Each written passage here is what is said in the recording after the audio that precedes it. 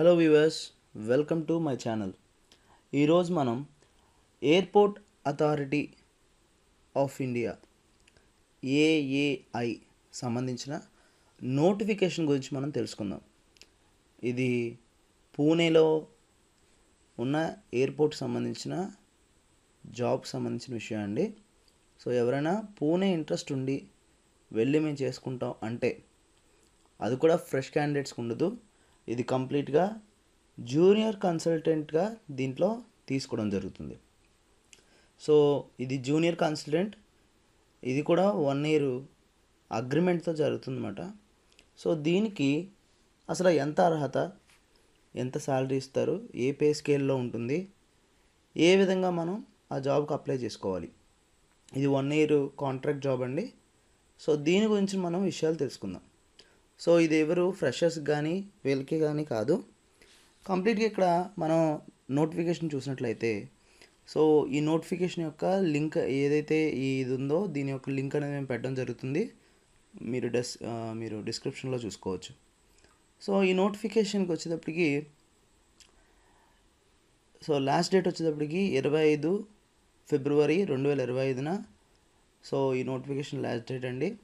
మీరు అప్లై ఎలా చేసుకోవాలంటే ఈ అప్లికేషన్ త్రూ ఇదిగోండి ఇక్కడ ఇవ్వబడిన ఈ మెయిల్ ఏదైతే ఉందో ఈ మెయిల్కి మీరు అప్లికేషన్ పెట్టడం బట్టి వాళ్ళు మీకు చేయడం జరుగుతుంది అన్నమాట, రిప్లై ఇవ్వడం మాట జరుగుతుంది.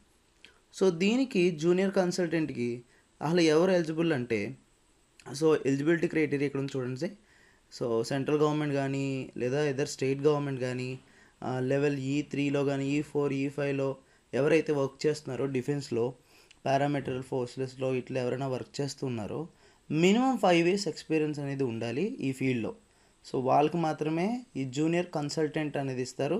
వాళ్ళకి 50,000 వేతనం ఇవ్వడం జరుగుతుందండి. సో ఈ 50,000 వేతనం అనేది ఇవ్వడం జరుగుతుందన్నమాట. సో దీనికి కావాల్సిన ఏదైతే డీటెయిల్స్ ఉన్నాయో అవన్నీ ఒకసారి మీరు ఈ నోటిఫికేషన్ చూసి తీసుకోండి. ఆ తర్వాత మీ యొక్క అప్లికేషన్ ఎన్ఎక్స్రీ ఫైల్ దీంట్లోనే అటాచ్ చేశారు, ఈ కింద డౌన్లో ఉంది. సో ఈ ఎన్ఎక్స్రీ ఫామ్లో మీ యొక్క డీటెయిల్స్ అనేవి ఫిల్ చేసి ఆ తర్వాత మీ సెల్ఫ్ అటెస్టెడ్ మీ సంతకాలతో మరియు మీ యొక్క ఈ సర్టిఫికేషన్స్ ఏవైతే ఉన్నాయో ఆ సర్టిఫికేషన్స్ మీద సంతకాలను చేయించుకొని మీరు ఈ మెయిల్ ఏదైతే మేము చెప్పామో ఈ మెయిల్కి మీరు మెయిల్ చేసినట్లయితే సో మీకు వాళ్ళు రిప్లై ఇవ్వడం జరుగుతుందండి. ఇక్కడ కొన్ని ఇన్స్ట్రక్షన్స్ ఇచ్చారు చూడండి.